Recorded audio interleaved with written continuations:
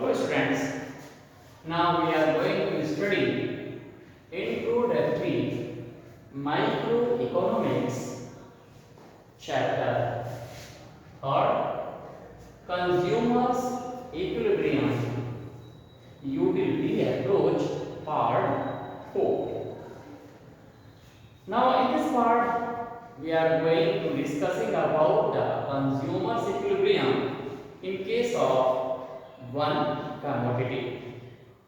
Okay, तो students हमने ये जो वन कमोडिटी केस है इसके बारे में हमने कल जो वीडियो था उसमें डिस्कस किया था. लास्ट वीडियो में उसमें हमने एक शेड्यूल के थ्रू ये समझाया था कि किस तरह से जो कंज्यूमर है वो अपने इक्विलिब्रियम को टारगेट कर पाता है या किस तरह से वो अचीव कर पाता है.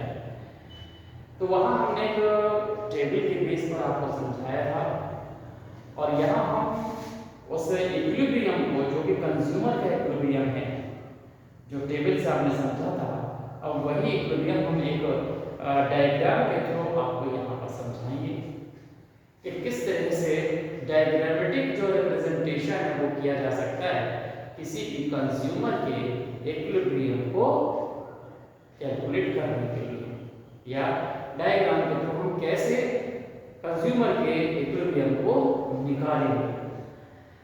तो देखिए हमने कल आपको एक चीज अच्छी तरह से यहाँ समझाई थी कि जब भी कोई कंज्यूमर क्या करता है, परचेसिंग करता है, कि पहले consumer can purchase then to जो आपके पास दो जो आपके कॉन्सेप्ट है वो वहां पर टेक प्लेस होते हैं. एक तो ये कि उसके अंदर जब हम कोई चीज खरीदते हैं तो हमें पैसा देना पड़ता है, मनी देनी पड़ती है. इसका मतलब है कि हम जब भी किसी को पैसे देंगे हम अपनी पॉकेट से निकाल कर देंगे तो सैक्रिफाइस हमेशा हमें करना पड़ता है. और दूसरा जब हम आर्टिकल खरीदते हैं उससे हमें जो गेन होता है उससे हमें सेटिस्फेक्शन मिलता है, उससे यूटिलिटी हमें मिलती है. तो जहां पर ये दोनों क्या हो जाए बराबर आ जाते हैं वही आपके पास इक्विलिब्रियम आ जाता है.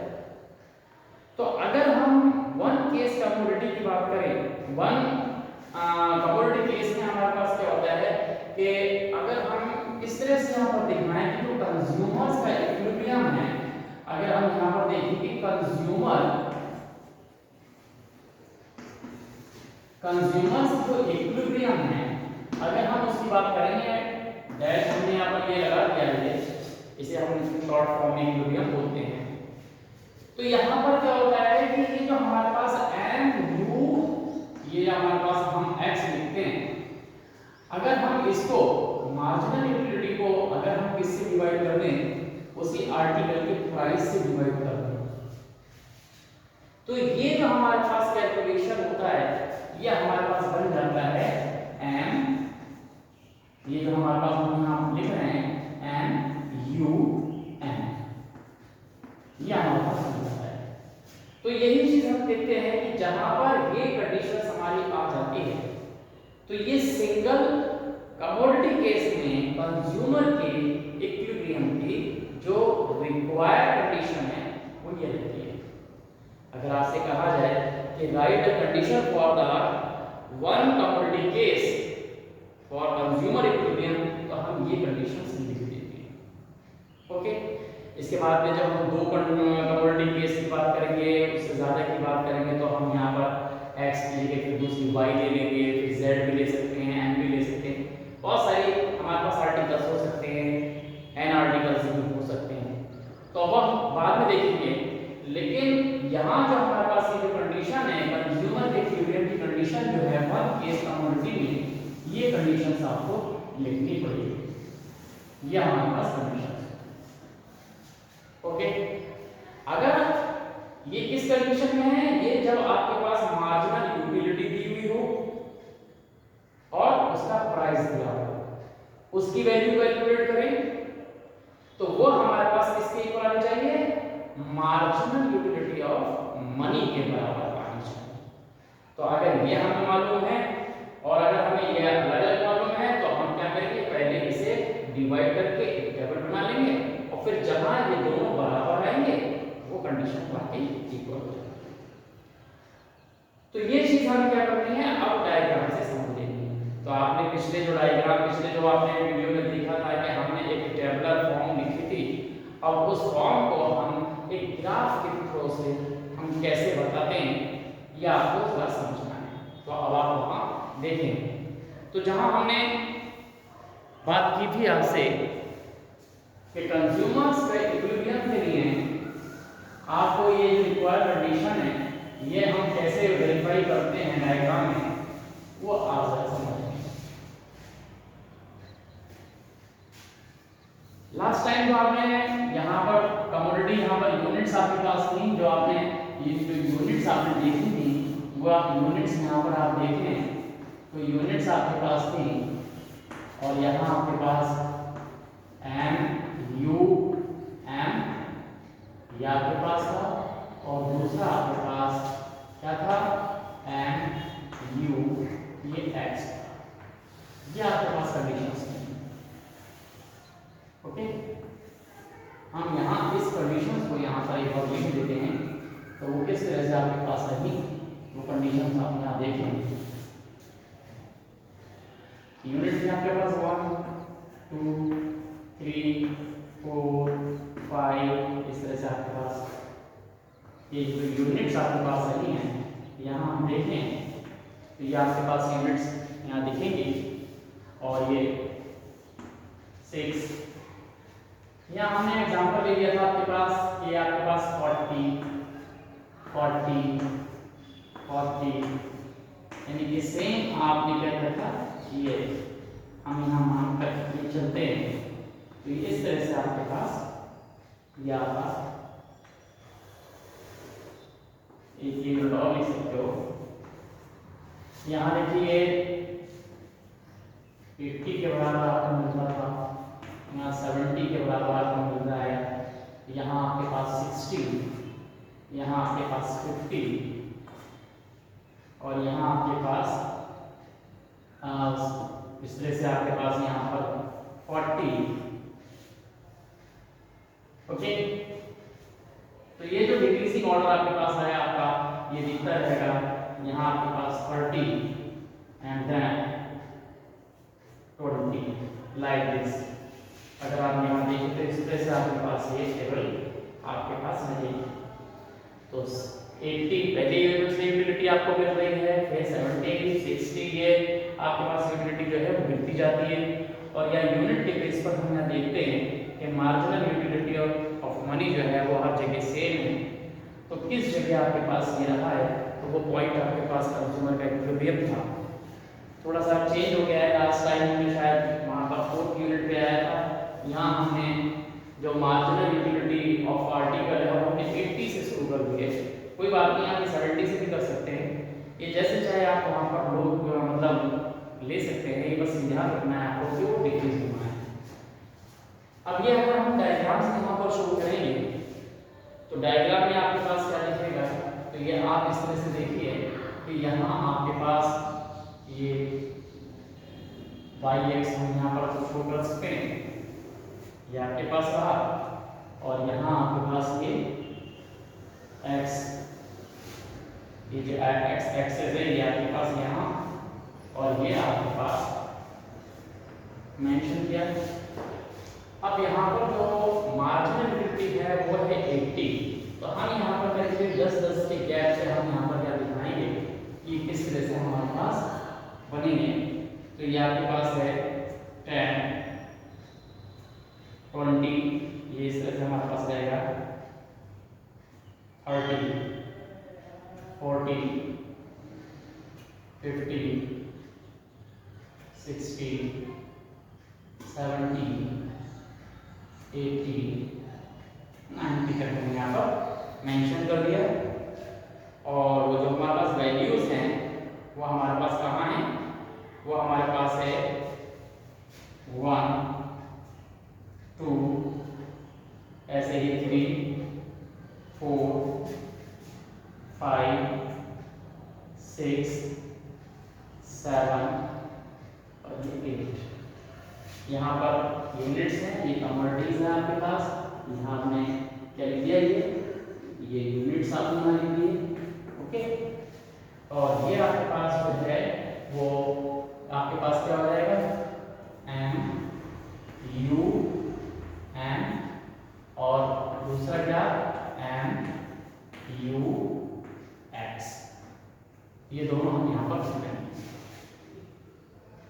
तो यहाँ हम मान लेते हैं कि एम यू एम जो है वो 40 40 40 40 है, एम यू एक्स जो है वो डिक्रीजिंग ऑर्डर में आपके पास दिख रहा है, ओके। तो हम ये एक ग्राफिकल रिप्रेजेंटेशन के थ्रू यहाँ पर शो कर रहे हैं। तो ये आपके पास यूनिट है यहाँ पर 1 2 3 4 5 6 7 और ये 8, और मार्जिनल लिक्विडिटी फॉर आर्टिकल और मनी के लिए 10 20 30 40 50 60 70 80 9, ओके।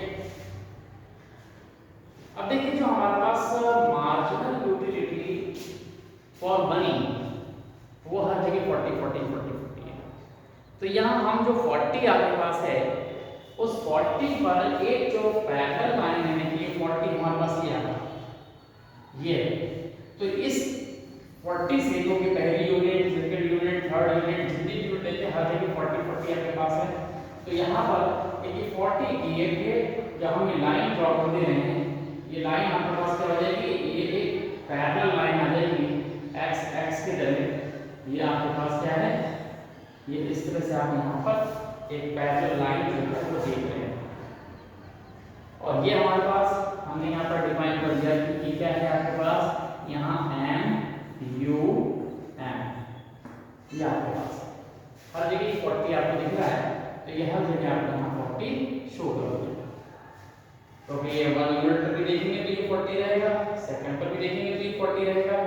अगर आप सारे पॉइंट यहाँ पर डिनोट कर दें और फिर इस स्केल से आप इसको ज्वाइन करें तो ये पैरेलल लाइन ही आपकी बनेगी। तो इस तरह से हमारे पास क्या हो गया कि हमने एम यू एम को एक पैरेलल लाइन के थ्रू एच एक्स के पैरेलल हम यहाँ पर शो कर दिया। ये एम यू एम आपके पास हो गया। अब हम यहाँ पर शो करेंगे M U X, M U X यानी मार्जिनल यूटिलिटी ऑफ आर्टिकल। तो ये आर्टिकल की जो पहले हमारे पास यूनिट है, ये देखिए 1 है हमारे पास। तो 1 में हमारे पास क्या है, ये आप यहाँ ऊपर देखें तो 1 की जो यूनिट है वो आपके पास कितनी है, ये आपके पास 80। ये देखिए यहाँ 80 आपके पास है, ओके। तो ये हमारे पास 80 है। और इसी तरह से हम आगे बढ़ेंगे तो दूसरी पर हमारे पास ये 70 दिखेगा। फिर हम तीसरी पर देखते हैं तो वो आपके पास 60 दिखेगा। तो एग्जैक्ट हम यहाँ देखें कि जो इक्वल है हमारे पास वो किस यूनिट पे है। अगर हम उस यूनिट की बात करें तो वो हमारे पास ये देखिए 50 यूनिट का हमारे पास है। ये हमारे पास जो ये हम देख रहे हैं कि ये जो हमारे पास पॉइंट आपके पास है, ये जो यूनिट है ये हमारे पास क्या है, ये कंज्यूमर के इक्विलिब्रियम पर 0.5 पर आई है। तो ये 50 यूनिट पर आपने यहाँ से एक पॉइंट यहाँ पर ड्रॉ किया। ये देखिए ये 5th पर, ये क्या है, ये 5th पर आपने यहाँ देखा ये 50 यूनिट है और ये 50 यूनिट पर ये पॉइंट आपको यहाँ से दिख रहा है 40। तो इस पॉइंट को आपने इस पॉइंट से जो 80 का पॉइंट है, इस पॉइंट से आपने ज्वाइन कर दिया तो आपका जो डायग्राम होगा वो बिल्कुल स्मूथ बनेगा, ओके, एकदम क्लियर आपके पास रहेगा। तो वो किस तरह से आपके पास है, आपने यहाँ पर देखा तो ये जो हमारे पास पॉइंट है यहाँ से आप इसको ज्वाइन करती हुई लाइन को ड्रॉ कर देंगे इस तरह से। ये देखिए ये बिल्कुल आपका इस तरह से ये जाएगा, ओके। और ये बिल्कुल आप इसी तरह से अगर आप यहाँ देखेंगे तो ये 7 पर भी आपके उतनी ही यूनिट दिखाएगा जो आपके पास है। चाहे तो आप इसको आगे तक भी दिखा सकते हैं, ओके। और अगर नहीं है तो आप यही चीज को इस तरह से यहाँ दिखा सकते हैं कि पहले आपके पास यूनिट पर जो हमारे पास ये पॉइंट है वो कितना है, ये 50 का है। फिर इसके सामने ये देखें, ये आपके पास 70 का है और ये इसके सामने आप ये देखिए इस तरह से आपके पास बिल्कुल स्ट्रेट लाइन में आपके पास ये दिखेगा। अगर आपने लाइन पहले ड्रॉ कर ली है तो वो लाइन सब आपकी इसी में आपके पास आएंगी और वो सारे पॉइंट यहाँ दिखेंगे इस तरह से आपके ये पॉइंट दिखेंगे। और 40 के बाद ये 30 ये भी आपको यहाँ दिखेगा इस तरह से। आप यहाँ देखिए कि ये यहाँ आपको दिखेगा, ओके। और यहाँ पर जो है ये दिख गया आपको,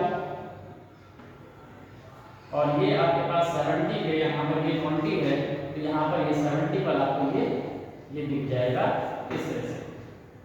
ये जो पॉइंट आपका है वो इस तरह से आप यहाँ पर देखें तो पूरी तरह से आपको यहाँ दिखाई देगा ये। तो इस तरह से हमारे पास क्या होगा, ये वो पॉइंट है हमारे पास, ये पॉइंट ये जो हमारे पास आया कौन सी यूनिट पर आया है, ये 5th यूनिट पे आपके पास है। तो 5th यूनिट पर अगर देखें तो ये हमारे पास क्या है, ये है मार्जिनल यूटिलिटी। ये क्या होगा, एम यू, अगर हम इसको देखें तो ये क्या हो जाएगा x, ये M U X, marginal utility of article, ये इस तरह से हमारे पास क्या है।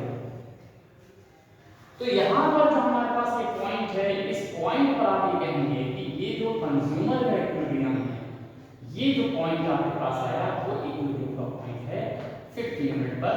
तो ये जो कंज्यूमर का इक्विलिब्रियम हमारे पास आया वो ये आपके पास आया, ये कंज्यूमर्स, आप यहां पर लिख सकते हैं कंज्यूमर्स इक्विलिब्रियम, ओके। अगर हम यहाँ प्राइस की बात करते हैं तो अगर 1 है तो ये कंडीशंस हमारे पास बिल्कुल ये वेरी करेगी और ये हमारे पास दिखाई देगी कि एम यू जो हमारे पास x है वो किसके इक्वल दिखाई दे रहा है, एम यू एम के इक्वल दिखाई दे रहा है। तो ये कंडीशंस हमारे पास यहाँ इक्वल दिखाई दे रही है। और अगर प्राइस हम यहाँ पर मेंशन करते हैं तो यहाँ M U X upon P X और लिखते हैं, ओके।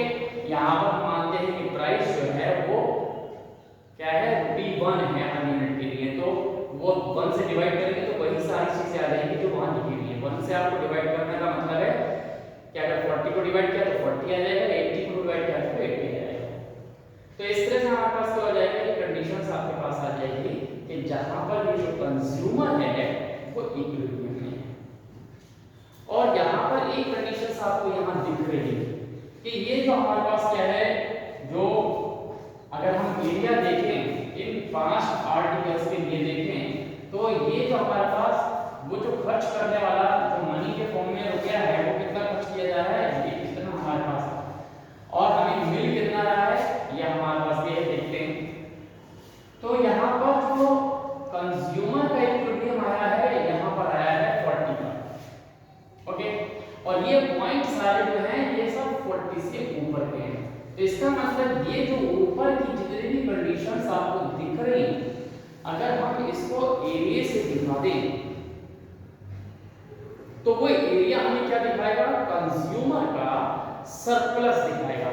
मतलब ये पूरा पोर्शन अगर हम यहाँ से देखें, अगर इसको हम यहाँ से दिखा दें तो ये जो हमारे पास एरिया है, हमारे पास यहाँ हम ये जो शेडेड पोर्शन देख रहे हैं, ये जो शेडेड हमारे पास ये पोर्शन आ रहा है, तो ये जो शेडेड पोर्शन है ये हमारे पास क्या है, ये हमारे पास जो कंज्यूमर का जो सरप्लस है वो हमें यहाँ से दिख रहा है। तो कंज्यूमर का जो सरप्लस है वो यहाँ तक आपको दिखेगा। तो ये देखिए ये कंज्यूमर का जो हमारे पास सरप्लस है, ये इतना जो एरिया हमारे पास दिख रहा है, ये एरिया हमारे पास क्या दिख रहा है, ये कंज्यूमर का ये सरप्लस एरिया हमारे पास है। यानी कि ये उसके लिए फायदे की कंडीशन है, इसके लिए कंज्यूमर की कंडीशन है, ये उसे फायदा यहाँ पर इस एरिया जो हम यहाँ एरिया का दिखा रहे हैं, ये एरिया क्या है, ये कंज्यूमर का सरप्लस है, कंज्यूमर की बचत है। यहाँ पर वो क्या कर रहा है, जो उसने खर्च किया है, खर्च तो उसने केवल इतना किया हुआ है लेकिन जो मिल रहा है वो इतना मिल रहा है। तो ये जो हमारे पास एरिया जिसको हम बोल ये आपके पास आ जाएगा सरप्लस, ये कंज्यूमर का सरप्लस एरिया है। तो इतने एरिया में इस एरिया को हम कहेंगे कि ये एरिया जो है वो कंज्यूमर के लिए फायदे की बात है, ये आपको वहां पर उससे अपनी उसकी इनकम से उसे इतना जो है वो एक्स्ट्रा बेनिफिट हो रहा है।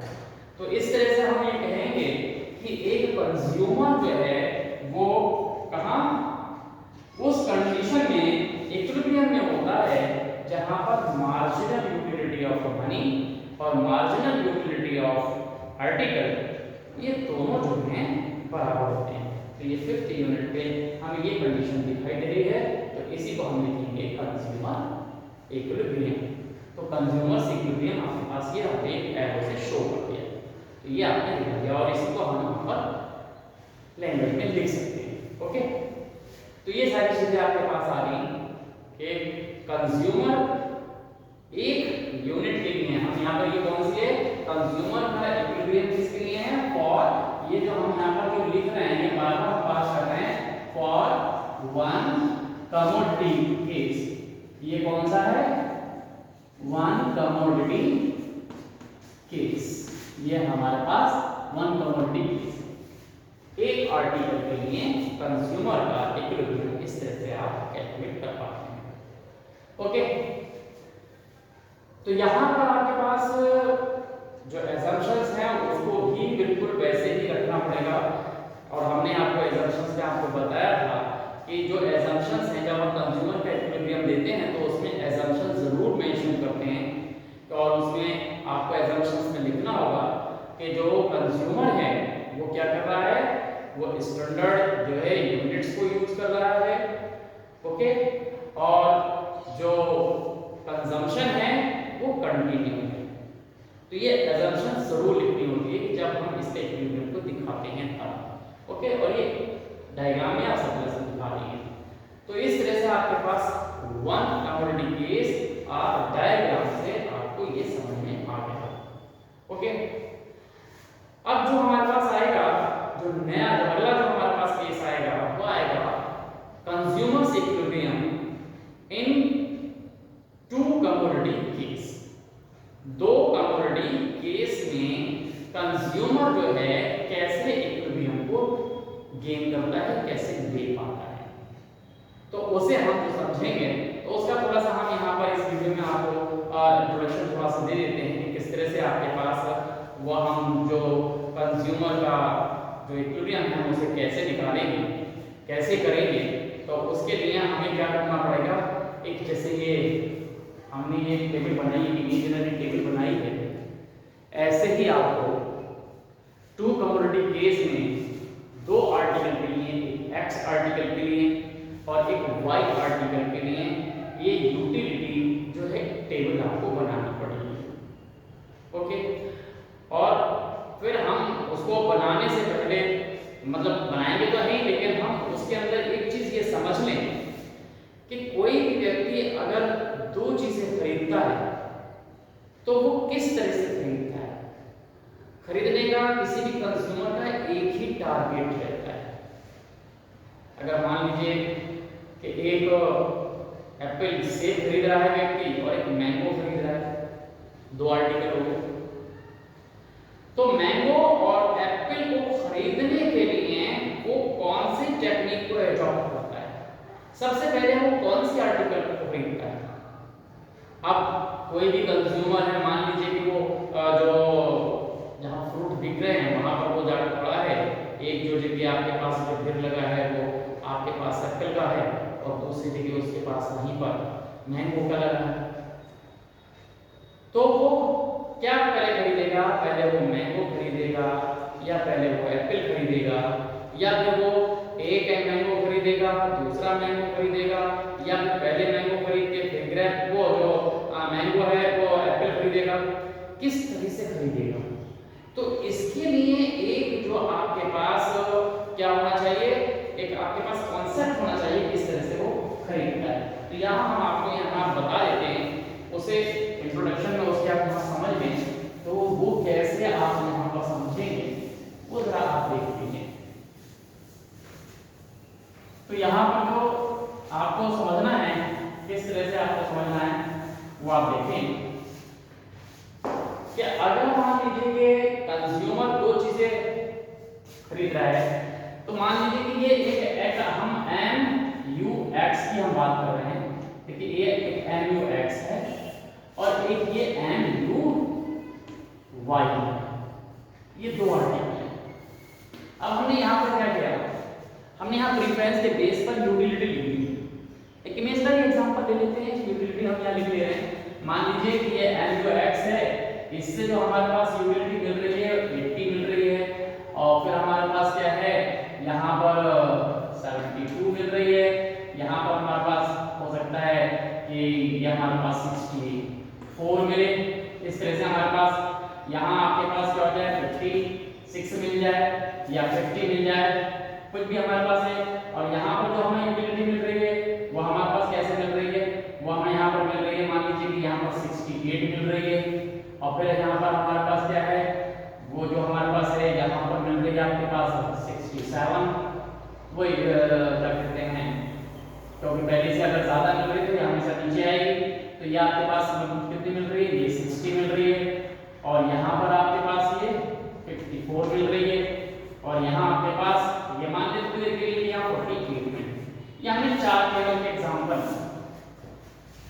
हम आपको बताना चाहते हैं कि ये जो हमारे पास एक इमेजिनरी है, और यहाँ पर मान लीजिए कि दोनों यूनिट्स यहाँ पर आपके पास क्या है, ये एम एक्स है, और ये आपके पास क्या है, यहाँ मान लीजिए कि ये आपके पास एप्पल है, ओके, और ये आपके पास मैंगो है, एग्जांपल ले लेते हैं हम आपके पास, और ये दोनों ही बराबर बराबर रेट में है। मान लीजिए कि एप्पल भी एक 10 रुपए का मिल रहा है, मैंगो भी एक 10 रुपए का मिल रहा है, तो 10-10 रुपए के दोनों आर्टिकल हैं। तो अब सबसे पहली बात ये है कि कोई भी कंज्यूमर है तो पहले क्या खरीदेगा, और वो इस टेबल से देख के आपको समझना है कि वो कैसे खरीदेगा। और ये कंज्यूमर का जो सबसे ज्यादा जो उसका टारगेट होता है वो क्या होता है, वो टारगेट होता है उसका कि उसे मैक्सिमम जो है यूटिलिटी मिले, मैक्सिमम सेटिस्फैक्शन मिले। अगर वो 10 रुपए खर्च कर रहा है तो पहले वो क्या खरीदेगा, पहले वो एप्पल खरीदेगा या मैंगो खरीदेगा। तो इसको देखने के लिए वो यहाँ टेबल पर आएगा, और यहाँ वो देख रहा है कि वो 10 रुपए खर्च करेगा, तो 10 रुपए किस पे वो पहले खर्च करेगा, कि यहाँ पर क्या देखे, यहाँ पर जो सीक्वेंस से आपके पास यूटिलिटी लगी हुई है, यहाँ पर मैंगो की लगी हुई है, तो वो सबसे पहले यहाँ पर दो चीजें दिखाई दे रही है, एप्पल दिखाई दे रहा है जिससे मार्जिनल यूटिलिटी उसे कितनी मिल रही है, 80 मिल रही है, और ये दूसरा जो है हमारे पास ये मैंगो, इसे 68 मिल रही है। तो कंज्यूमर क्या पहले खरीदेगा, वो खरीदेगा जिससे उसे ज्यादा यूटिलिटी मिल रही है, तो मतलब ये 80 खरीदेगा। क्यों, क्योंकि 80 जो है वो इन सब में ज्यादा जो है उसे यूटिलिटी मिल रही है, तो वो पहली यूनिट जो है वो 80 की खरीदेगा।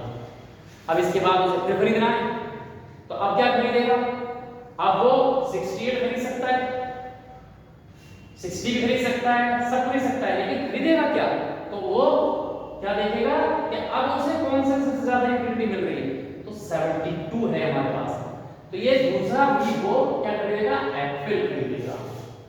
अब क्या खरीदेगा, अब तीसरी यूनिट क्या खरीदेगा, अब यहाँ पर वो देख रहा है एप्पल में 64 की यूटिलिटी मिल रही है, जबकि मैंगो से 68 मिल रही है, तो वो फिर एप्पल को छोड़ के फिर वो मैंगो खरीदेगा, तीसरी यूनिट मैंगो खरीदेगा। तो वो इसी प्रेफरेंस से खरीदता चला जाएगा, फिर वो 68 पर पहली यूनिट उसने ये खरीदी, फिर दूसरी यूनिट ये खरीदी, तीसरी यूनिट उसने यहाँ ये खरीदी, फिर फोर्थ यूनिट क्या खरीदेगा, ये खरीदेगा, फोर्थ ये खरीदेगा, फिफ्थ वाली क्या खरीदेगा, वो ये खरीदेगा, क्योंकि यहाँ 60 है, यहाँ बाकी कम है, तो ये क्या 50 यहाँ खरीदेगा, 6 में यहाँ पर खरीदेगा क्योंकि ये ज्यादा है, फिर वो ये खरीदेगा, ये 7 यूनिट ये खरीदेगा, और फिर ये 8 यहाँ खरीदेगा। इस तरह से वो प्रेफरेंस अपना बनाएगा। ऐसा नहीं है कि वो क्या करे एकदम खरीदना शुरू कर देगा, ऐसा वो नहीं करेगा। तो परचेसिंग ऐसी होती है, सबसे पहले आप खरीदारी करते हो सबसे फ्रेश, जिससे आपको यूटिलिटी ज्यादा मिलती है खरीदते हैं, वही चीज यहाँ पर वो करेगा। तो ये आपके पास फंडामेंटल्स है दो यूनिट्स को खरीदने के लिए, तो वो हमने आपको समझा दिया। जो नेक्स्ट वीडियो है हम उसके अंदर आपको ये बताएंगे कि किस तरह बनाएंगे। Okay, thank you.